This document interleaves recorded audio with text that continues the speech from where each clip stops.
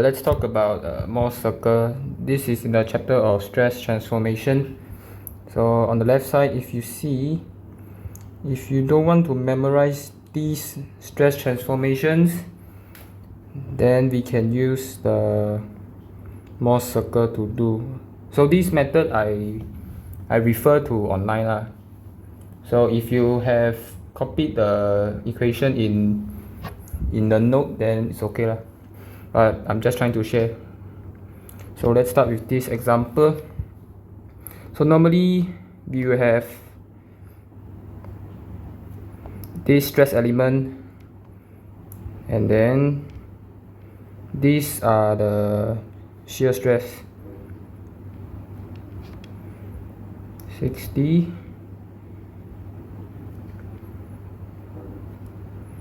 and then the normal stress.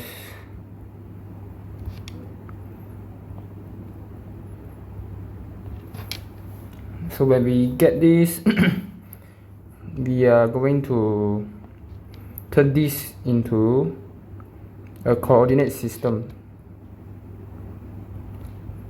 with like this: the stress, the normal stress, and shear stress. So note that this shear stress is positive downwards, and then we're going to create coordinates using the stress element. So this is the x phase, this is the y phase. So x phase, I mean, this method might be different from what the teacher taught, but the method is correct. Okay, so we'll get something like this first, and then we start with x phase. This 20 is compression, so it's negative 20, and then at y phase we got tension 90, so it's positive. And then for the shear stress, when we look at y, it's going to the right, so it will rotate clockwise. So when something is rotating clockwise, then it's negative. So we're gonna put negative 60 for the y phase, and then for the x phase, it's going upwards, so it's rotating counterclockwise, then it's positive.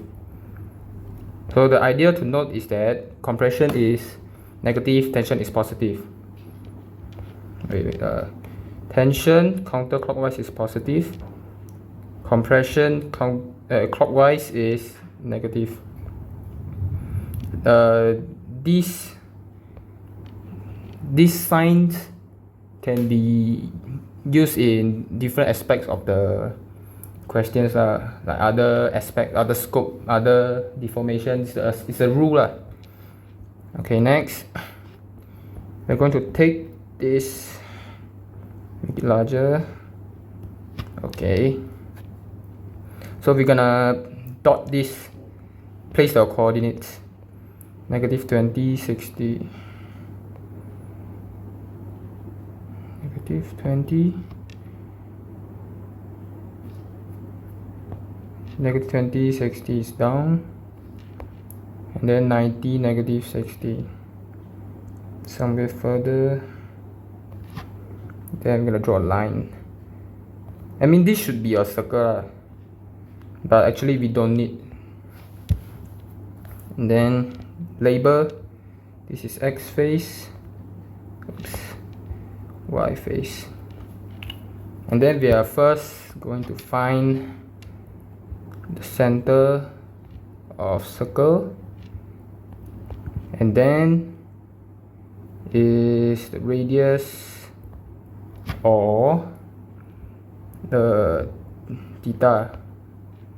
And note that the theta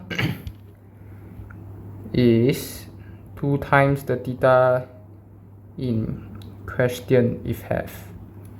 Okay, so we're going to find the center. So by by right we need to find the length like this, 110/2, 55. And this 55 is not in the directly put in the coordinate, but it's the distance. So it's here 55 and here 55. So if I take 90, the y face 90, then 90 minus 55 is 35. And then height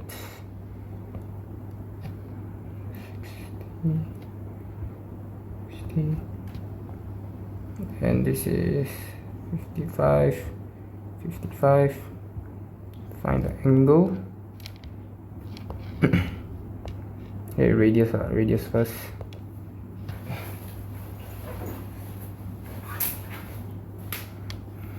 Radius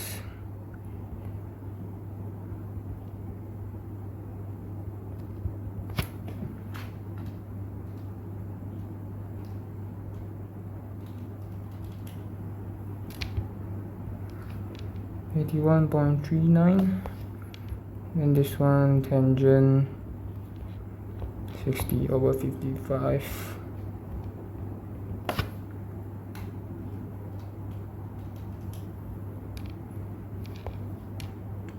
47.49.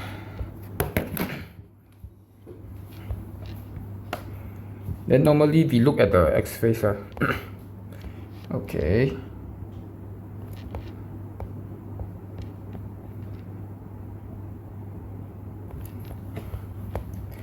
And now the question asks us to represent this state of stress in terms of its principal stresses. So when we are transforming to principal axis, then we need to move this line into the x direction, so it overlaps with the stress axis. So we are going to rotate like this. So rotate for how many angles? How much angles? 47.49 degrees.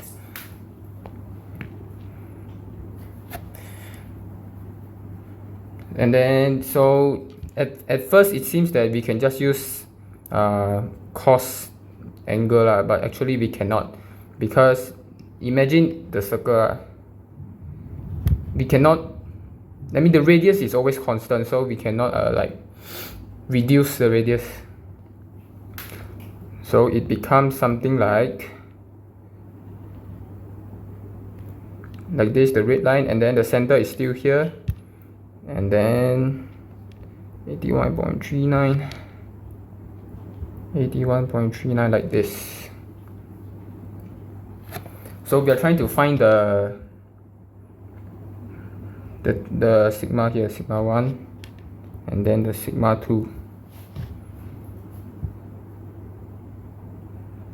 And when we are trying to find this sigma or the tau, we need to look at the axis very carefully, because we want to know the coordinate, and the origin is at the center, at the origin, and instead of the center of the circle. Then we can use these 81.39 minus here, so that is 35. 81.39 minus 35, 46.39. And then for the sigma 1, this sigma 2, sigma 1 is 35 plus 81.93. So when using this method, we need to be really careful about the perspective by looking at the circle, and focus on the coordinate. Then unit.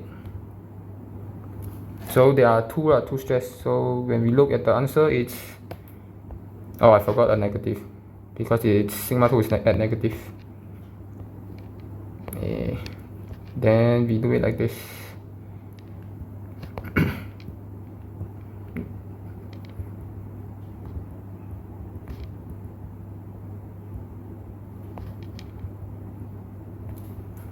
Okay, so we need to look at the diagram very carefully. And then at the next example, example 6 is actually the same stress element, but it's asking for the shear stress, maximum shear stress. So if you know that using the same diagram, this is still the circle, and then the tau is y-axis lah. Then we can know that, okay, draw a line here. We can know that actually the radius is already the maximum shear stress, because the center is always at the shear axis, so it won't be here or it won't be here, so it won't move lah. So the radius is always from the stress axis. Then tau xy x is actually the radius, which we found was 81.39.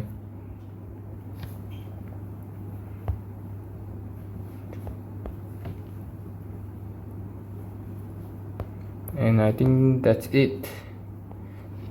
But one more thing is about the rotation. Like for this one example, when I refer to the online video, it tells that to use this, he always use the X phase lah. So at the lecture slide, when it says to the angle is oriented 30 degrees clockwise, which is this, and it's the AA lah, AA surface. So I move this X phase counterclockwise 60 degrees, and I get the same answer. So yeah, this is just some reference lah if you want to use Mohr circle instead of the stress transformation equation. Okay, bye bye.